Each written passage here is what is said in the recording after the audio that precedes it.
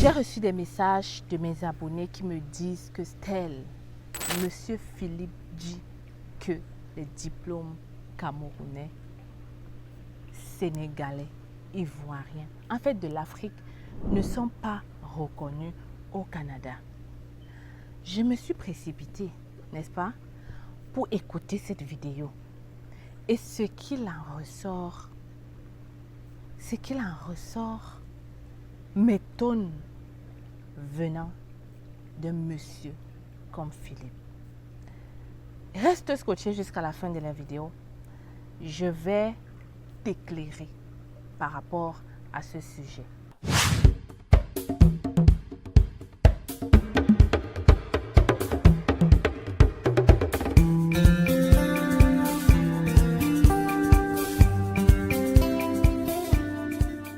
L'Institut canadien, merci pour vos messages, vraiment, pour vos emails concernant ce problème-là, ou alors cette question de diplôme africain non reconnu au Québec. Je m'arrête sur le Québec parce que M. Philippe parle du Québec dans sa vidéo.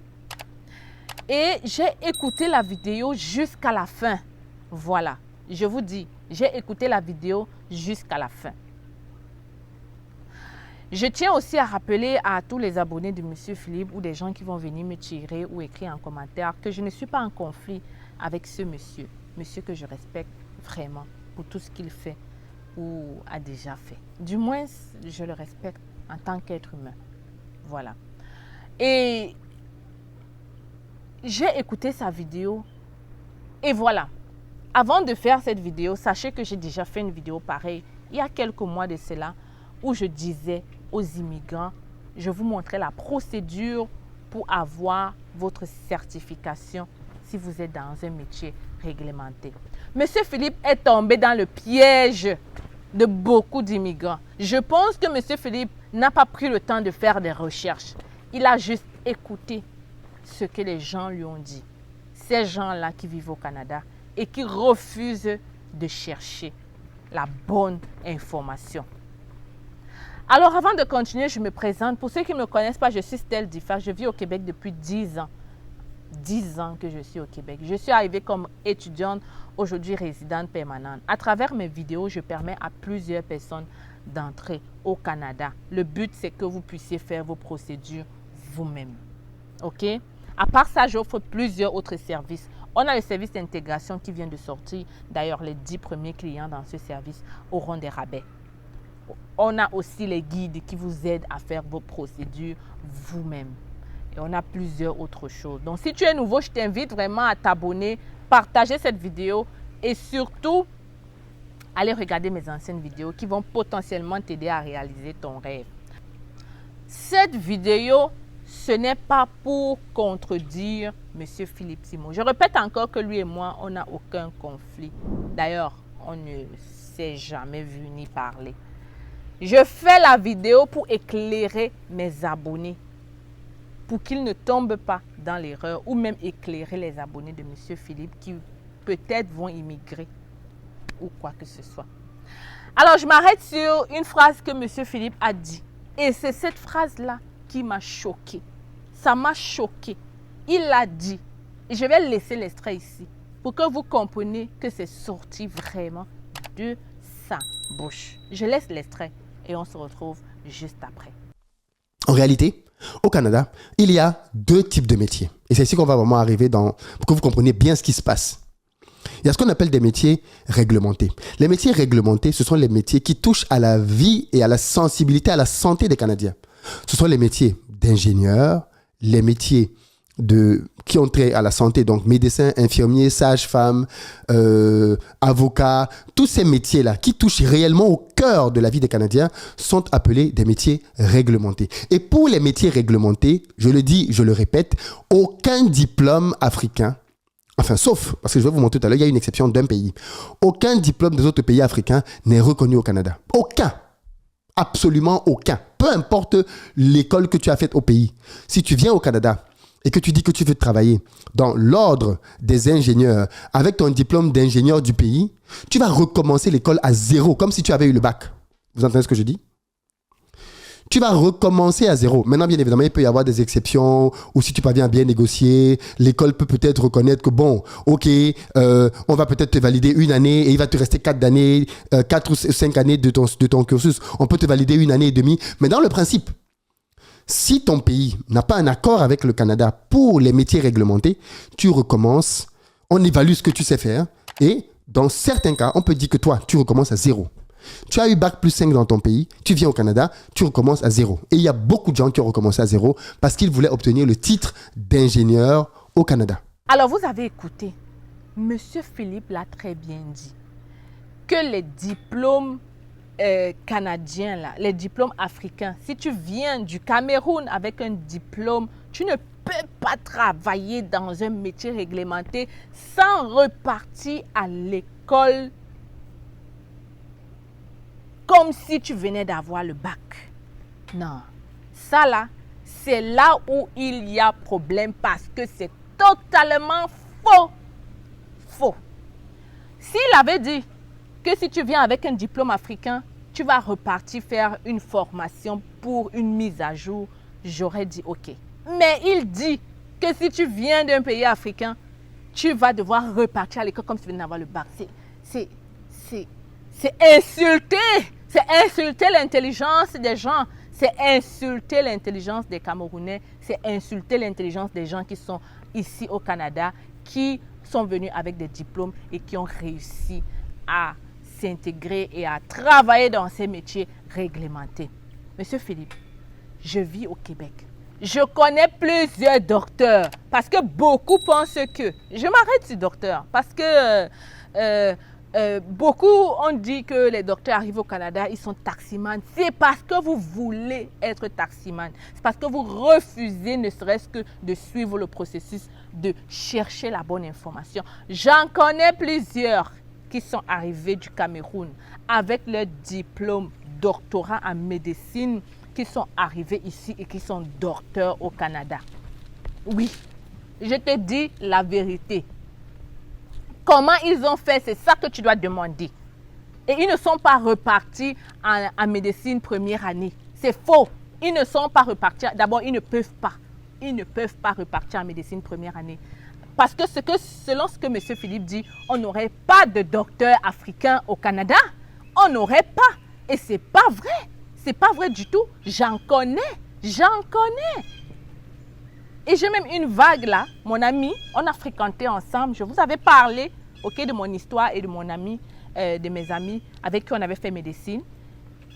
Elle a fini son doctorat à l'Université de Montaigne. Elle est arrivée au Canada. Le processus voudrait que tu fasses l'examen de l'ordre. C'est tout. C'est tout ce qu'on te demande.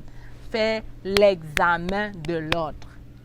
Si tu passes cet examen, tu travailles. On te donne le titre de doctorant.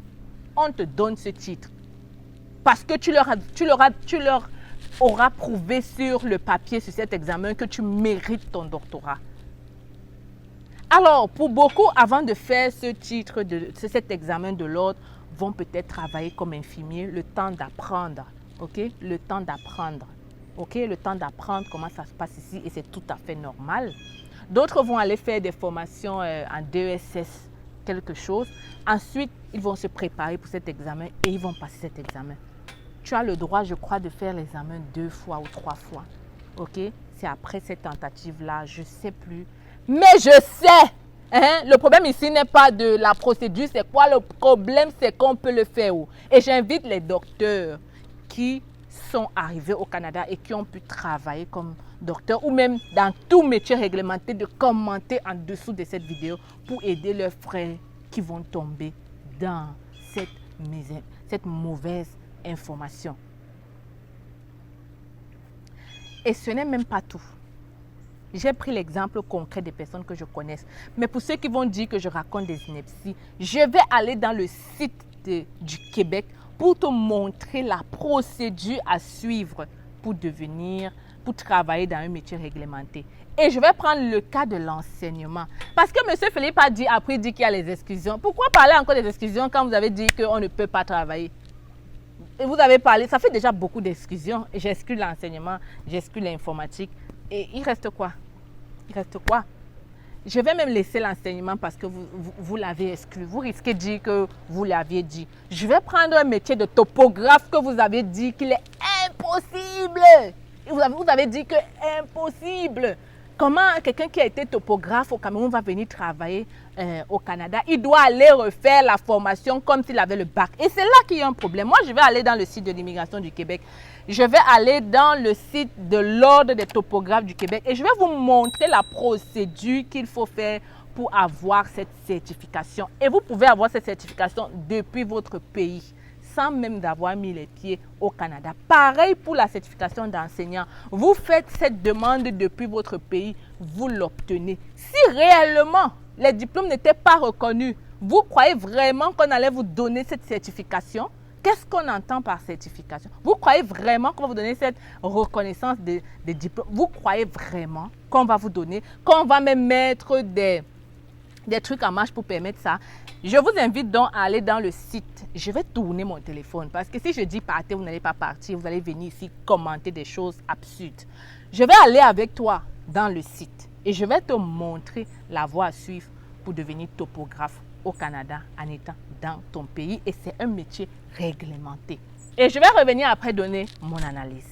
Alors, je te propose ici d'ouvrir un compte bancaire au Canada en étant en Afrique. 2 conditions à remplir. Premièrement, il faut que tu aies ton approbation de visa ou encore que tu sois nouveau arrivant au Canada. Si tu remplis ces 2 conditions, n'hésite pas à m'écrire par email pour que je te donne le formulaire. Si par contre, tu n'as pas encore ton approbation de visa, ce formulaire ne te servira à rien du tout. Ceci concerne donc uniquement ceux qui ont déjà le visa pour le Canada. Ouvrir un compte bancaire en étant à l'étranger te facilitera tes transactions. Tu pourras transférer tout ton argent vers ton nouveau compte ici au Canada. Desjardins, c'est une banque qu'on ne présente plus. Pour moi, en étant résidente permanente au Canada et immigrante depuis 10 ans, c'est la meilleure banque que tu puisses avoir au quotidien. Parce qu'elle est partout, dans les régions, dans la métropole. Donc, ça facilite vraiment la vie. Je t'invite donc à m'écrire rapidement par email pour profiter de cette occasion. hello@cfacile.com. C'est totalement gratuit. Alors, bienvenue donc dans le site de l'organisme qui donne, en fait, voilà ça, les membres de l'OAGQ. Donc, c'est l'organisme associé pour les topologues, ok? Les topographes, je veux dire. Alors, pour porter le type d'appartenance géomètre au Québec, il faut être membre de l'ordre. Voilà, parce que c'est un métier réglementé. Et donc, comme je vous disais ici, par exemple, dans ce cas précis, ils ont spécifié les candidats qualifiés en France ou dans une province canadienne peuvent se prévaloir des ententes de réciprocité existantes. Ça existe pour les topographes, mais ça ne veut pas dire que pour tous les métiers réglementés, il y aura cette phrase-là. Et vous allez aller voir ça dans quand je vais montrer un autre métier. Donc, voilà donc qu'est-ce qu'il faut faire pour ceux qui ont la formation hors du Québec ou de la France. Voilà ce qu'il faut faire en fait. Et quand vous faites ça, quand vous envoyez tout ça, ok, ils vont vous revenir et ils vont vous dire, une fois l'équivalence obtenue, vous serez en mesure de passer l'examen d'admission à l'ordre et selon le cas de commencer un stage de formation professionnelle d'une durée d'1 an. Tous 2 nécessaires à l'obtention d'un permis d'exercice. Donc, vous avez vu, c'est de 1 an cette formation et non pas comme peut-être 5 ans ou comme M. Philippe dit. Donc, c'est tout ici. La procédure est très bien claire, rien de compliqué. Vous faites ça et vous envoyez vos documents. Alors, donc, je suis donc dans le programme dont je vous parlais, programme dont le gouvernement subventionne les formations. C'est bien et bien écrit. Le programme d'aide financière pour la formation d'appoint en reconnaissance des compétences vous permet de recevoir de l'aide financière pour suivre une formation d'appoint afin d'obtenir la reconnaissance de vos compétences par un organisme de réglementation, d'exercer au Québec une profession ou un métier réglementé visé. C'est bien clair, n'est-ce pas? Et là, quand on descend, on a la liste de ces professions en question. Donc, si vous choisissez de travailler comme enseignant au Québec venant du Cameroun, vous faites votre demande de certification. Une fois que vous l'avez, On vous dit si vous devez faire cette formation d'appoint. Et si vous devez la faire, ben, vous déposez votre dossier dans les écoles régies pour faire la formation. Et puis, c'est tout. Donc, je vais prendre un exemple, par exemple, de... disons qu'on va prendre sage-femme. Non, on va prendre professionnel de la foresterie. Donc, ça fait partie de l'ordre des ingénieurs forestiers du Québec, n'est-ce pas? C'est un métier réglementé, n'est-ce pas?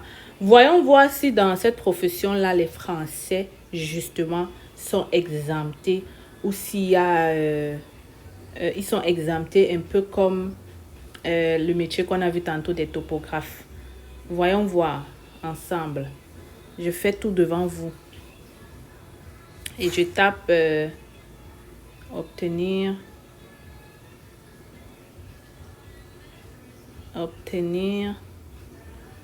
la certification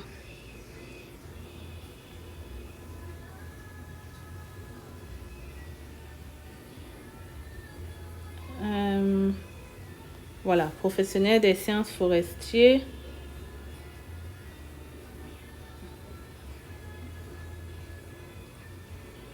Ok, là c'est Québec, donc ce sont eux qui donnent donc cette équivalence là et c'est bien écrit ici. Donc je vois ici France, signataire maintenant entre le Québec et la France. Donc ici encore il y a vraiment l'entente avec la France. C'est génial alors. Mais il faut que je trouve un qui n'a pas l'entente là.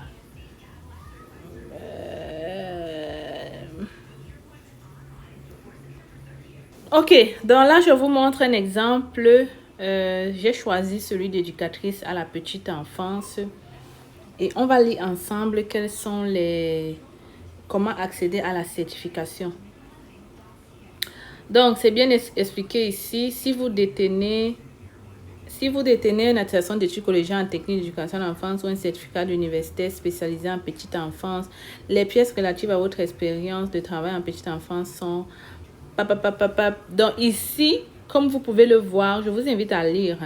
Je peux malheureusement pas tout lire ici.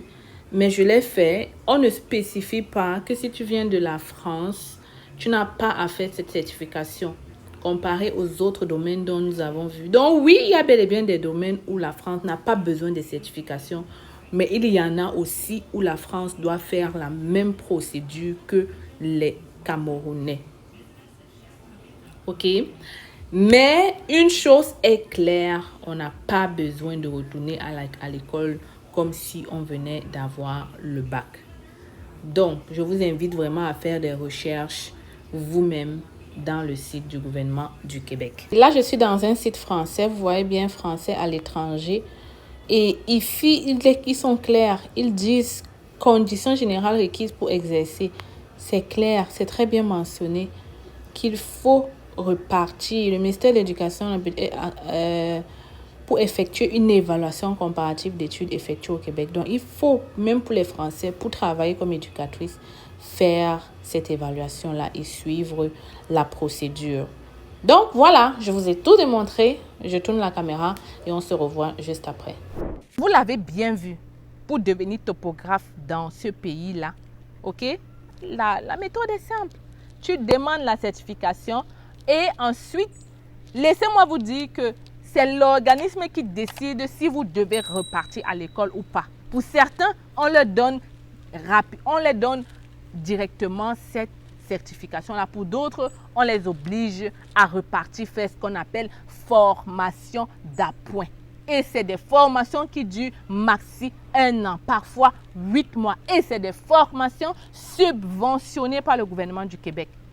Pour vous dire que on veut que vous partez travailler dans ces métiers et le gouvernement met en marche des choses pour que vous puissiez le faire parce qu'il reconnaît votre diplôme. Vous comprenez? Ils reconnaissent que vous avez ça. Ils reconnaissent votre diplôme. Voilà pourquoi ils mettent ces certifications en jeu jusqu'à payer des formations de 1 mois pour vous faire des mises à jour afin que vous soyez aptes vraiment à exercer dans leur pays. Si vraiment il n'y avait pas reconnaissance des diplômes, ces formations d'appoint n'existeraient même pas. Et on allait vous demander d'aller repartir. On allait vous demander de partir à l'université. Ça n'existerait pas. Si ça existe, c'est parce que c'est possible en fait de travailler dans ces métiers réglementés-là. Je prends juste le cas de topographie, mais tu peux faire la même chose pour les autres métiers. Et tu verras que c'est très possible de le faire. Là, j'espère qu'on est clair là-dessus. J'espère que vous avez vu que c'est possible. Et c'est ça mon objectif. Hein. Mon objectif, c'est que vous compreniez. Et peut-être cette vidéo va réveiller et conscientiser tous les immigrants qui sont entrés ici, qui ont la capacité d'aller chercher plus et qui ne partent pas le faire. Monsieur Philippe a aussi dit que les diplômes français, quand tu entres ici, franchement, tu n'as pas besoin d'aller faire les certifications. Je ne vais pas parler beaucoup sur ce point. Je ne vais pas parler.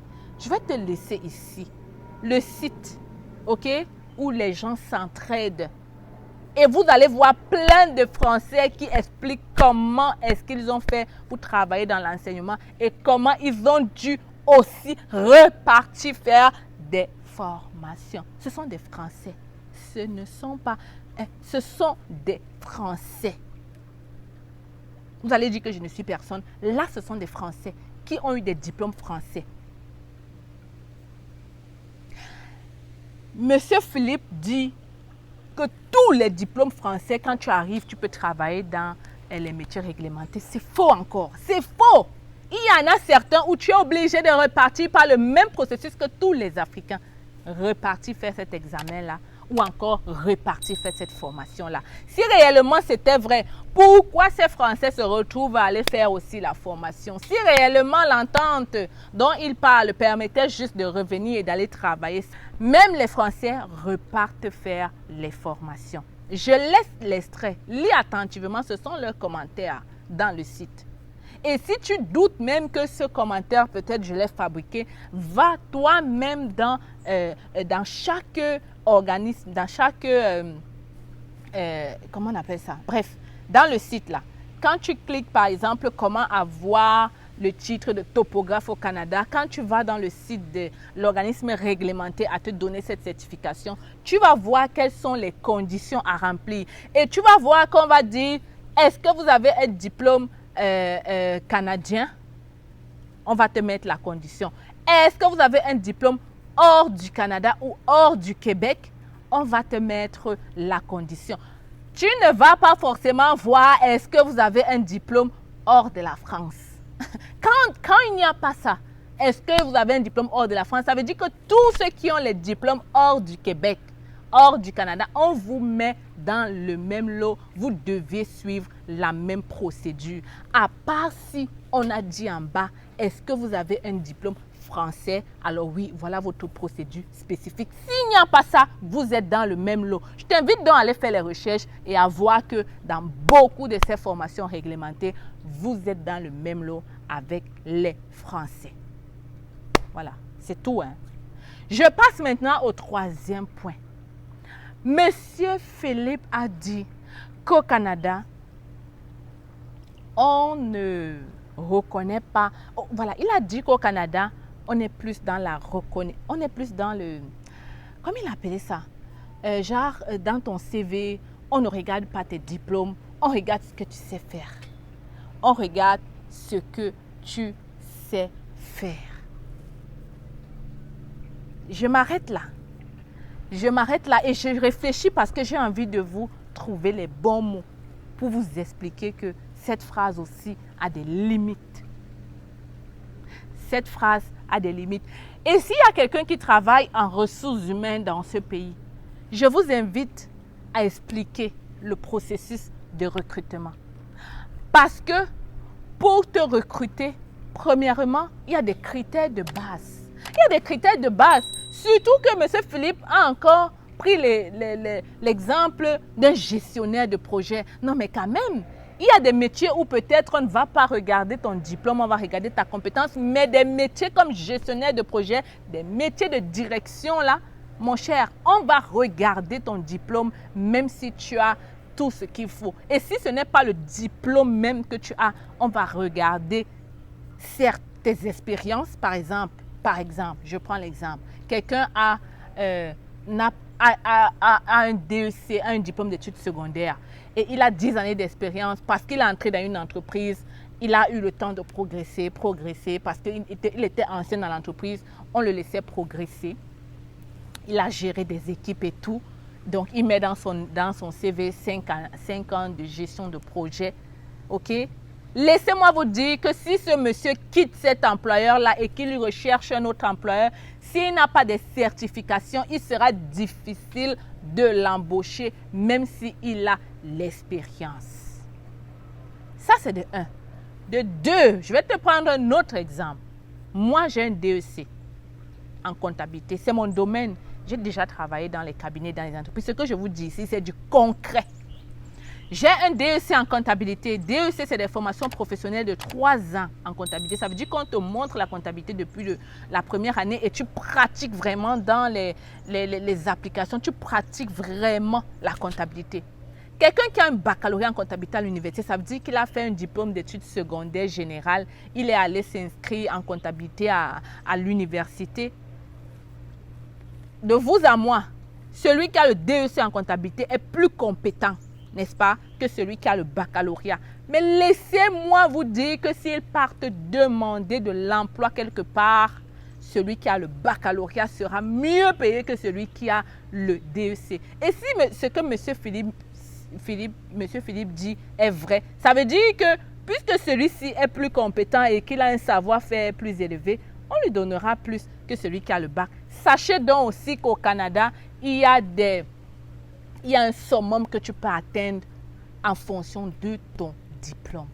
Dans les entreprises, les grosses entreprises là, on sait déjà, tu as ça, on va te donner tel montant, tu as ça, on va te... Même si tu es plus compétent que celui qui a le bac là, pour atteindre son salaire, on va te demander d'aller à l'école. Sinon, ça va créer un chaos dans les entreprises.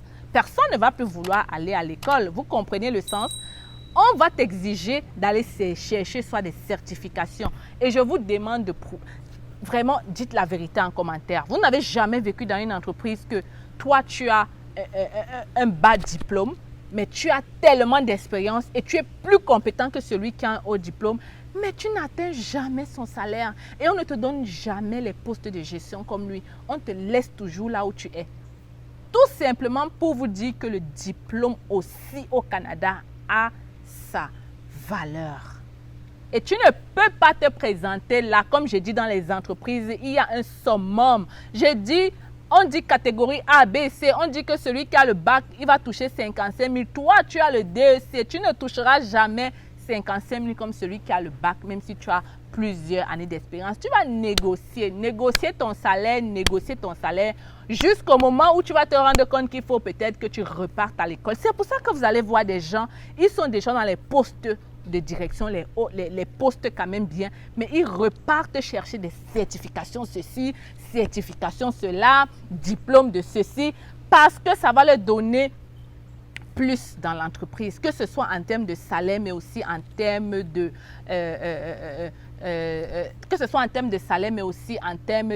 responsabilité. On est clair, non? On est clair. Oui, on regarde le savoir-faire. Vous savez, mais la réalité en entreprise est différente. La réalité en entreprise est différente. Et il y a aussi des choses qu'on est clair. Tu ne peux pas te présenter pour être gestionnaire de projet. Dans ton CV, on ne voit rien. Rien comme certification. Qui va te prendre au sérieux? Qui va te prendre au sérieux? Qui va te prendre au sérieux? Qui va te prendre au sérieux?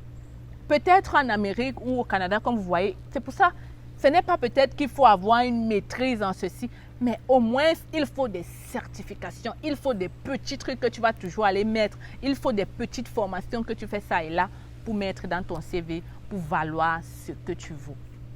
Eh les amis, franchement, j'ai essayé d'éclaircir du mieux que je pouvais pour vous aider. Vraiment, mais vous pouvez aller faire vous-même vos recherches. Parce que moi, je m'arrête ici. Je pense qu'avec ce que je venais de te dire, tu as vraiment l'information qu'il faut, ok, pour comprendre un peu comment ça se passe. Et je remercie M. Philippe d'avoir parlé de ce sujet. Parce que moi aussi, je suis fatiguée de voir mes frères dire qu'au Canada, tu arrives comme docteur, tu es taximan. Ce n'est pas la faute du Canada ni du Québec, c'est de votre faute. Parce que vous refusez de payer un tout petit peu le prix. Vous refusez de payer Vous refusez de suivre ce qu'il faut. Alors, si en ce moment où je te parle, tu te sens concerné vers un métier réglementé, va faire les recherches pour faire toi-même cette certification-là. Comme ça, quand tu vas arriver au Canada, tu pourras travailler dans ton domaine et tu pourras recevoir le salaire que tu mérites concrètement. Et tu peux le faire, tu peux l'avoir. Les autres l'ont fait. Toi aussi, tu peux le faire. N'accepte pas de travailler dans les McDo ou alors fais-le peut-être pour un temps, le temps où ta certification sorte. C'est pour ça que je dis même, mieux vaut le faire en étant encore à l'extérieur. Comme ça, dès que tu arrives, tu as déjà ça là. Tu commences ta formation et boum, tu peux avancer. Tu peux avancer. Bon, les amis, la formation des résidents permanents s'en vient bientôt. Restez concentrés. Restez concentrés. On va tout vous dire comment faire pour entrer au Canada par vous-même. Vous allez pouvoir épargner d'énormes sommes d'argent avec cette formation de résidents permanents là. Donc, si vous êtes intéressé, restez scotché parce que les 10 premiers clients auront un rabais énorme par rapport à cette formation. Et lorsqu'elle sera prête, je vais mettre ici en ligne dans tous nos réseaux. Et comme j'ai dit, les 10 premiers clients seront les gagnants. Je vous retrouve donc dans une autre vidéo.